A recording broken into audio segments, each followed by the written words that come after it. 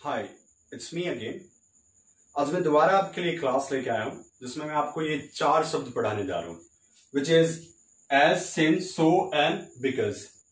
English में इनको कई तरीके से यूज किया जाता है, लेकिन हम इसको आज एज ए कंजंक्शन पढ़ेंगे। मैं इसके formal, informal, even modern uses भी पढ़ाऊंगा। इनमें क्या डिफरेंसेस है, फॉर्मली कैसे यूज किया जाता है, इनफॉर्मली कैसे यूज किया जाता है, इन सबको जानने के लिए watch this video till and, क्योंकि आधा अधूरा ज्ञान हमेशा घातक होता है। तो चलिए बात करते हैं इन चारों वर्ड की। डेफिनेशन जैसे कि मैंने यहां पे लिखा है, all these 4 words use to refer to the reason for something. अक्सर रीजन को बताने के लिए यूज किया जाता है। सब ऑर्डिनेटिव क्लोज कह सकते हैं आप इसे। इन चारों का यूज लगभग सेम होता है, बट इनमें कुछ डिफरेंसेस हैं। Let's see the differences.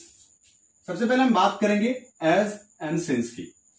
इसका यूज किया जाता है, it is use when the reason is already known, it's known, और when it's not most important part of the sentence. जब रीजन आपके रीडर या लिसनर के लिए ऑलरेडी नोन हो, या ये सेंटेंस का इंपॉर्टेंट पार्ट ना हो इतना, तो सेंस या एज को प्रेफर किया जाता है। अक्सर लिखते या बोलते समय हम सेंटेंस की शुरुआत ही सेंस और एज से करते हैं जब हम रीजंस बता रहे होते हैं। मैंने कुछ एग्जांपल्स लिखे हैं इसको समझाने के लिए।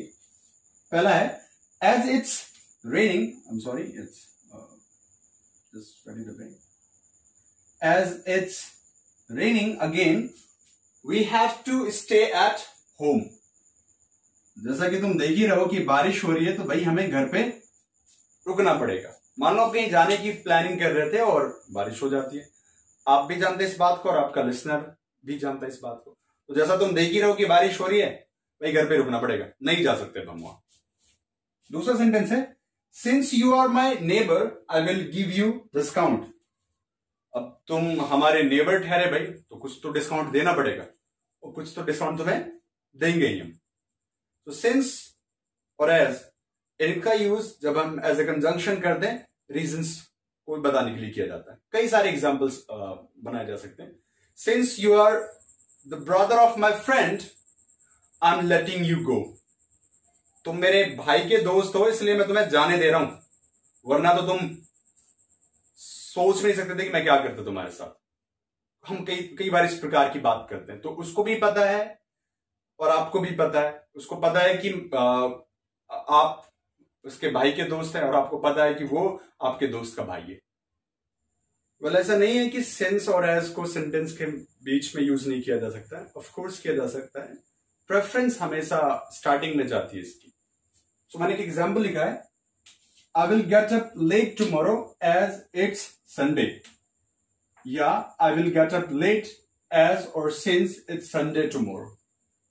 स्टार्टिंग में रख लें आप इन वर्ड्स को, सेंटेंस के बीच में रख लें, दैट्स परफेक्ट। सो एज और सिंस इंग्लिश में फॉर्मल वे है, रिलेटिवली फॉर्मल यूज है। सेम आइडियाज को हम सो के साथ भी एक्सप्रेस कर सकते हैं इनफॉर्मल इंग्लिश में। बोलचाल की भाषा में अक्सर सो का यूज किया जाता है इन्हीं बात को एक्सप्रेस करने के लिए। It's raining again so we will have to stay at home. अब तुम जानते ही हो कि बारिश हो रही है, तो हमें घर पे रुकना पड़ेगा। तब रीजन क्या है घर पे रुकने का, कि बारिश हो रही है। ऐसे बहुत सारे एग्जांपल बना सकते हैं। उसी बात को, पहले वाले सेंटेंस को भी हम कह सकते हैं इसको, you are my neighbour so I will give you some discount. As you are my neighbour I will give you some discount, और since you are my neighbour I will give you some discount. तो since और as same है, formal use में prefer किया जाता है। So का use spoken English में, इनफॉर्मल लैंग्वेज में प्रेफर किया जाता है। सो आप तीनों ही वर्ड को यूज कर सकते हैं। बिकॉज का यूज इस केस में तब किया जाता है जब हम ज्यादा एम्फेसिस रीजन को देते हैं, और बिकॉज अक्सर न्यू इंफॉर्मेशन को इंट्रोड्यूस करता है जो आपके लिसनर या रीडर को पता नहीं होता। रीजन ये भी बताता है, रीजन एज और सिंस भी बताता है। डिफरेंस ये है कि बिकॉज का यूज अक्सर तब किया जाता है जब हम रीजन पे ज्यादा जोर देके कहते हैं। जैसे कि Because I was ill for a long time, I lost my job. जब रीजन वाला पार्ट ज्यादा इंपॉर्टेंट हो सेंटेंस का, तो बिकॉज एंड में यूज किया जाता है, बीच में यूज किया जाता है.